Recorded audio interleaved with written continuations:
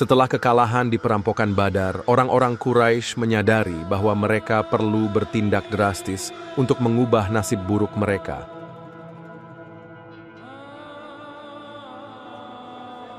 Para pemimpin Quraisy berkumpul untuk mendiskusikan langkah selanjutnya.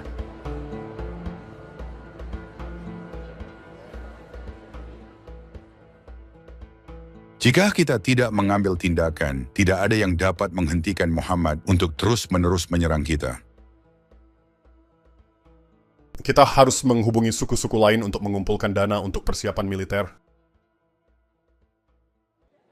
Setelah menghubungi suku-suku lain, para pemimpin Quraisy berhasil mengumpulkan 250.000 dirham untuk persiapan perang. Bagus, kita sekarang punya dana cukup untuk membalas mereka. Para pemimpin Quraisy berkumpul untuk mendiskusikan langkah selanjutnya.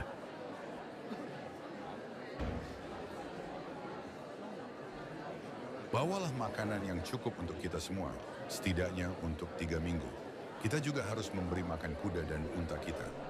15 wanita Quraisy bergabung dengan pasukan, dipimpin oleh Hindun binti Utbah, istri Abu Sufyan. Di perampokan Badar, para Muslim membunuh ayahku Utbah, pamanku Syaibah, dan putraku Hanzalah. Aku akan membalaskan dendam mereka sekarang.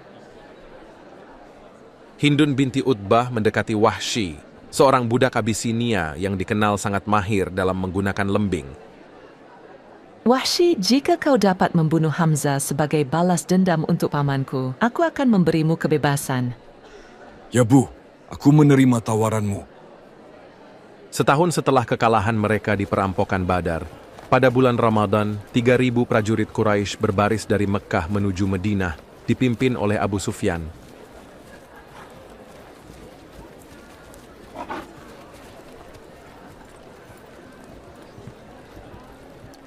Pasukan hitam dari Afrika juga ikut berbaris bersama mereka. Mereka berbaris selama sekitar 10 hari hingga tiba di Gunung Uhud, beberapa kilometer dari Madinah.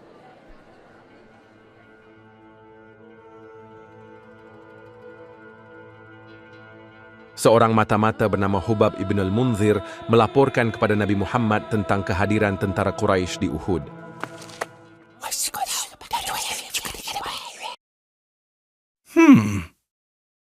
Mereka datang untuk menyerang kita. Segera setelah itu, berita menyebar di antara penduduk Madinah bahwa tentara Quraisy sedang bergerak maju. Kaum Quraisy datang untuk menyerang kita. Kita harus mempersiapkan diri. Malam itu Nabi Muhammad bermimpi. Dia mengenakan baju zirahnya. Ada lekukan di bilah pedangnya Zulfiqar, dan dia melihat sapi-sapi yang disembelih.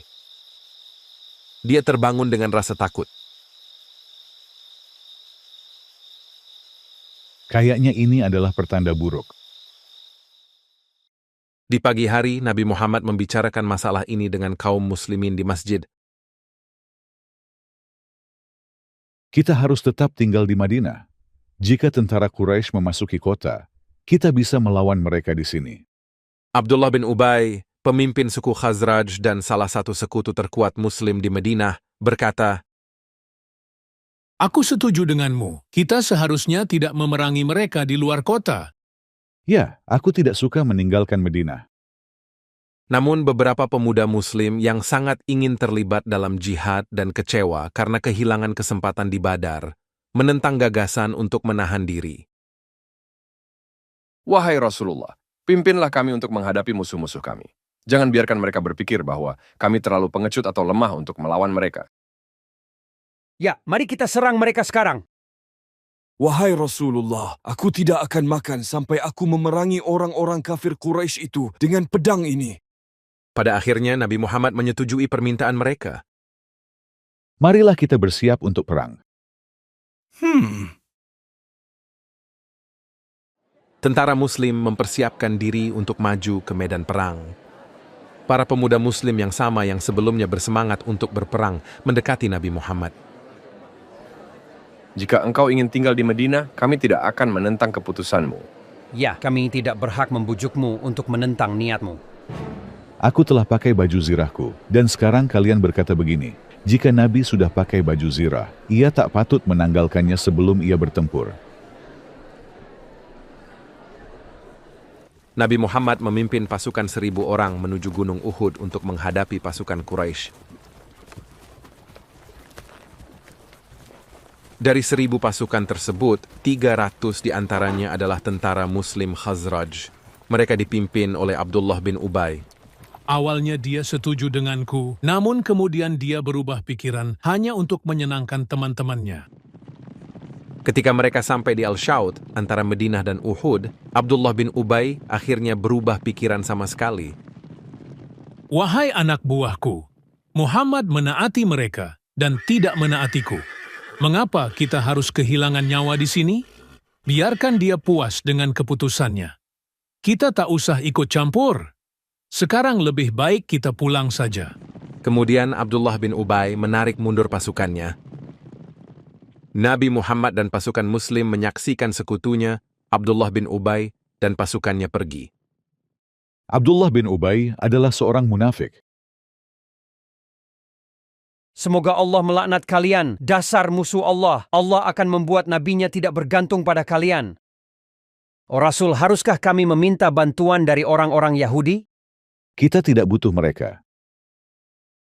Nabi Muhammad dan pasukan Muslim melanjutkan perjalanan mereka menuju Gunung Uhud. Mereka menghindari tentara Quraisy dengan melewati tanah milik seorang buta bernama Mirba bin Qaizi. Teman Mirba berkata kepadanya, Muhammad dan pasukannya sedang melewati lahanmu sekarang. Hah, beraninya mereka. Bawalah aku kepada mereka. Sekalipun kamu itu Rasul Allah, aku tetap tidak akan membiarkan kamu melewati kebunku. Kemudian Mirba mengambil segenggam tanah. Demi Allah, Muhammad, jika saja aku tidak akan salah lempar, sudah aku lempar tanah ini ke wajahmu. Bunuh dia! Tentara Muslim bernama Sa'ad bin Zaid menghajar kepala Mirba dengan busurnya. Jangan bunuh dia. Dia itu buta hatinya dan juga penglihatannya.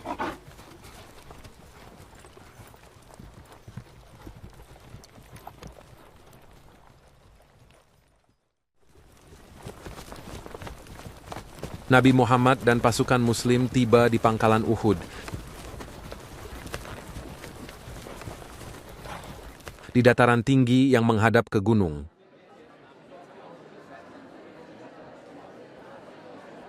Jangan menyerang sampai aku memberi perintah. Ya Rasulullah.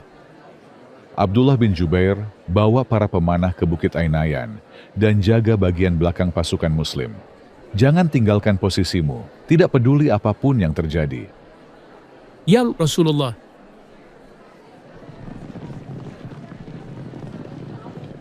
Dengan bantuan Thalhah bin Ubaidullah, Nabi Muhammad mengenakan 2 lapis baju zirah. Nabi Muhammad mengalami kesulitan untuk berdiri karena 2 lapis baju zirah itu cukup berat. Baiklah, siapa yang mau menggunakan pedangku? Berikan padaku urusannya. Berikan padaku. Akhirnya Nabi Muhammad menyerahkan pedangnya kepada Abu Dujana, seorang pejuang yang terampil dan terkenal karena keganasannya. Gunakan pedangku. Engkau jauh lebih mahir dariku. Terima kasih ya Rasulullah. Tentara Muslim mulai bergerak untuk menghadapi tentara Quraisy. Zubair bin Awam memimpin pasukan Muslim yang berzirah. Sementara Hazrat Hamzah memimpin pasukan yang tidak berzirah. Tentara Quraisy juga terus maju. Pusatnya dipimpin oleh Abu Sufyan bin Harb. Khalid bin Al-Walid memimpin sayap kanan, sementara Ikrimah bin Abu Jahal memimpin sayap kiri.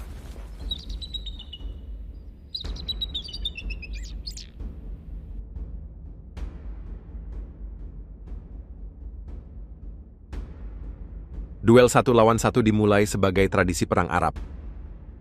Talha bin Abu Talhah dari pihak Quraisy melawan tentara Muslim bernama Az-Zubair bin Al-Awwam.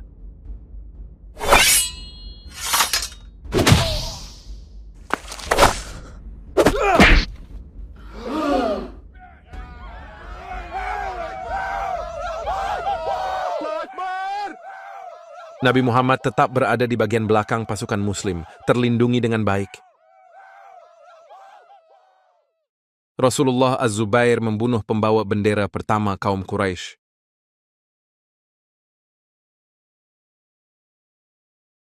Allahu Akbar. Setiap nabi memiliki seorang murid dan muridku adalah Az-Zubair. Saudara laki-laki Talha, Abu Syaibah bin Abi Thalhah mencoba untuk mengangkat bendera Quraisy yang sedang terpuruk, tapi Hamzah menyerangnya dan memotong lengannya.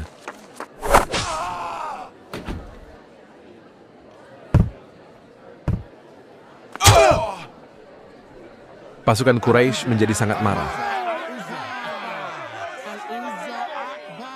Perintahkan Muslim untuk menyerang. Serang! Allahu Akbar!